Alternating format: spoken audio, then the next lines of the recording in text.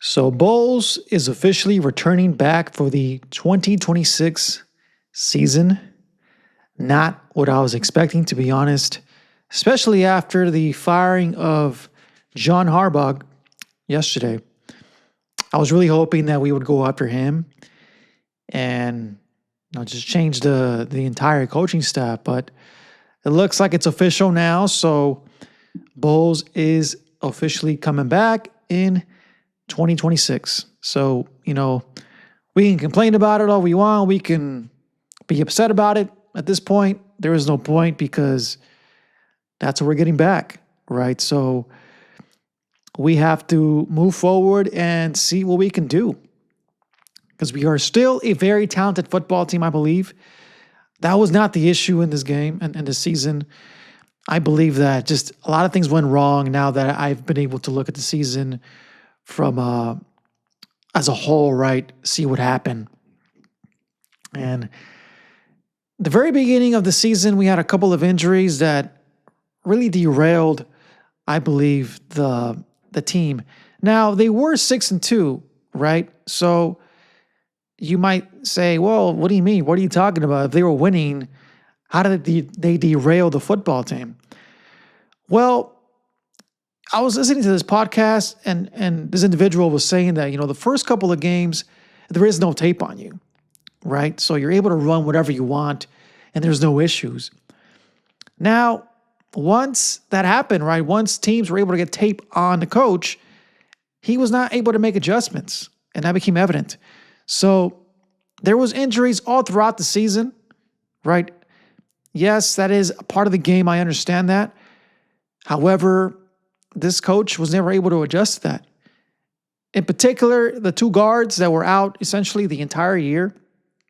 And that became an issue for our offensive line in regards to blocking against the pass and also the run. It was inefficient. It was not as good as it was last year. And last year, we were heavily dependent on the play action, right? Which is why Baker was able to be so successful in the play action game. This year, that was not an issue. That was not a factor. So teams are just blitzing up the middle, knowing that these guys were not able to block, right? So, Cody Mock is going to return. Brederson, I'm not sure if he's going to come back. I think it was a one-year deal. Correct me if I'm wrong. But even so, he was never fully healthy the entire season. With that said, I did want to just go over the offense right as a whole.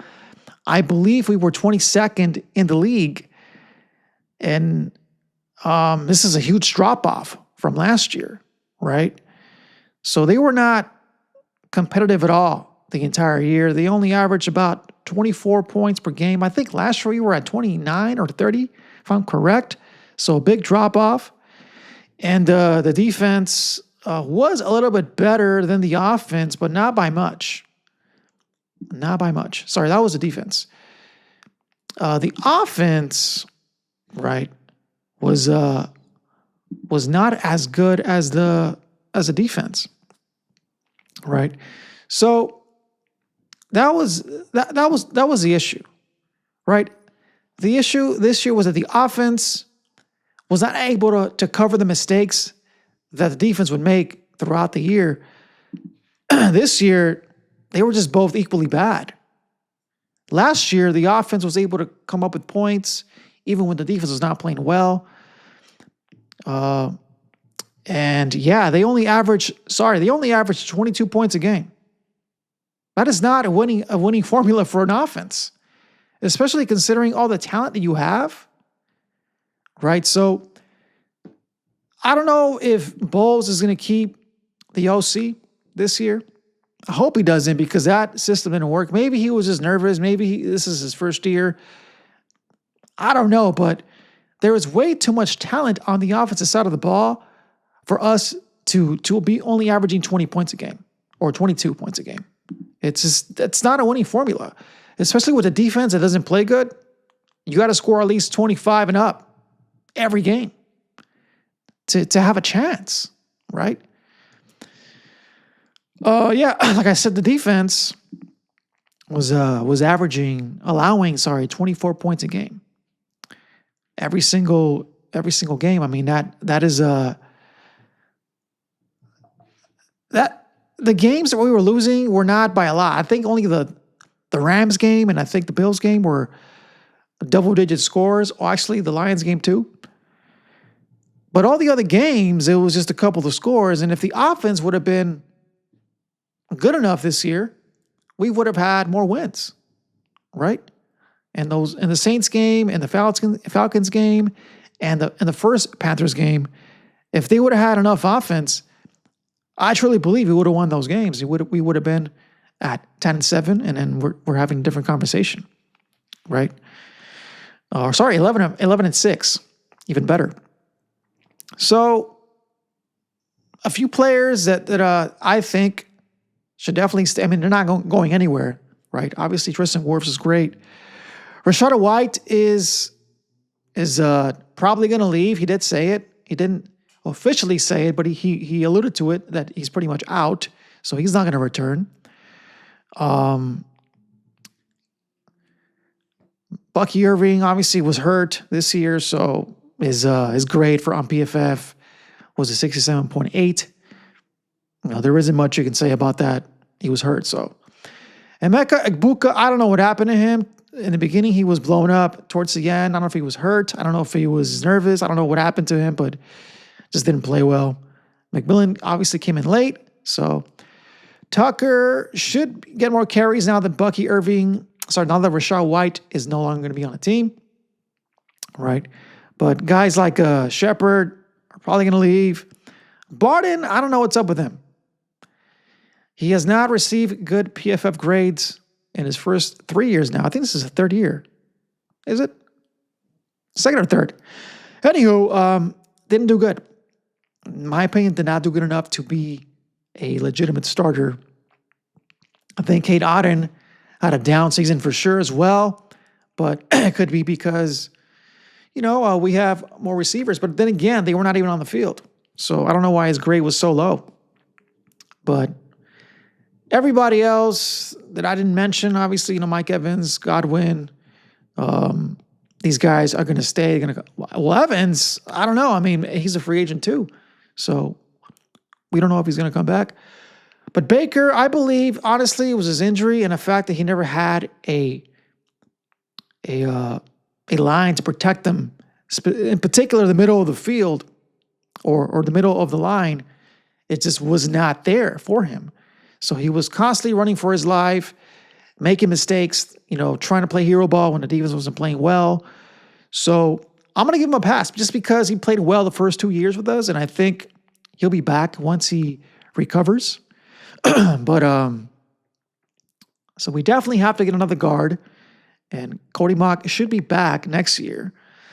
But on the other side of the ball, I mean, it's just so many issues, right? Jamel Dean had a really good year this year, but he was in a 1-year contract, and I don't know if he's going to come back. I don't know. Vita Vea was okay. Winfield is going to the Pro Bowl, but he was all right. Yaka Diaby was the only pass rusher who had a consistent pass rushing ability this year. Jacob Parrish was really good, the rookie. Pretty good. Logan Hall, I think he's out. Tyke Smith didn't do much. Anthony Nelson probably should be out as well. Zion McCollum didn't have a good year as well. And everybody else was a non-factor, right? Servasia Dennis was a big disappointment. He was supposed to be, all the tape on him was good, right? And then he got hurt last year, and then we thought he was going to be good. Benjamin Morrison was hurt too. He was a rookie. I'll give him a pass as well. Galaja Kansi hurt again. So defense definitely needs a lot of help. In particular, the pass rush. We need a number one legitimate pass rusher. We don't have that. Haven't had that in a while since Shaq Barrett and JPP. I know JPP did come back, but obviously he's not the same guy. I mean, I don't know what his plans are. I don't know what he's going to do to address this. He is the defensive coordinator still. He still is running the defense, so maybe he he will let go of the defense, and then we'll see if that changes anything. But the offensive coordinator situation, it's got to get fixed, right? If you're going to keep him, right? I don't know what he told the Glazers. I don't know what he said to convince him to keep his job, right? After fumbling the entire division. I don't know what he told them, but at this point we have to move forward and see what we do, because that's all we can do, right? Is see what they do, and hopefully they turn it around, because this division is no longer easy. Now we have 3 teams that are competing, right? Even the Saints, towards the end, they got a little more competitive. I think they won 4 in a row or 5 in a row towards the end. So, our dominance is no longer going to be there. So if you think, Bucs fans, that next year you're going to come in and just say, oh, you know what? That was a bad year. 2026, we'll get it together. It's not going to be easy. So you have to be on top. So Todd Bowles, whatever you plan on doing with this team, you better have a really good game plan to turn it around completely, turn it around fully, because it was not a good year. A complete collapse. And again, we have candidates like John Harbaugh out there. So the Glazer family must really think that this coach is the guy. Because you have no, even his press conference, what he said was essentially is, I won the division 3 times in a row. So I think I've proven myself that I deserve to be the head coach of this team. Like, really? That is your justification? No accountability for the collapse from 6-2 to 2-7. Zero accountability for that. Towards the end, it really felt like the team was going to be, the team had already given up on Bowles. So, again, I don't know what he's going to do, especially when you're throwing players under the bus. Are these guys going to come back? Do they want to play for you if they come back? Right? So, I don't know what is a direction that they're going to take, but I truly hope that it's something that we can cheer for, because once again, in the last couple of videos that I made, I have clearly stated that my confidence level in his football team is very low, and I have not felt that since the Winston years, when you would watch this team and just completely implode from within. It wasn't that other teams were beating us. We were losing games because we were turning the ball over. We're offsides, false start, holding, things that are preventable. This is all coaching, right?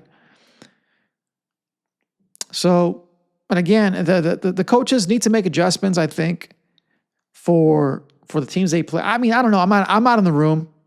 I could be wrong. Maybe they are doing it. I hope they're doing it, right? But we're gonna stick with this guy, and we'll see what happens. And hopefully, again, it's we go back to the Bruce Arians years, right? It was 11-5, and I believe 13-4, those 2 years. And ever since, it's just been mediocre, right? 10-7 the year before that.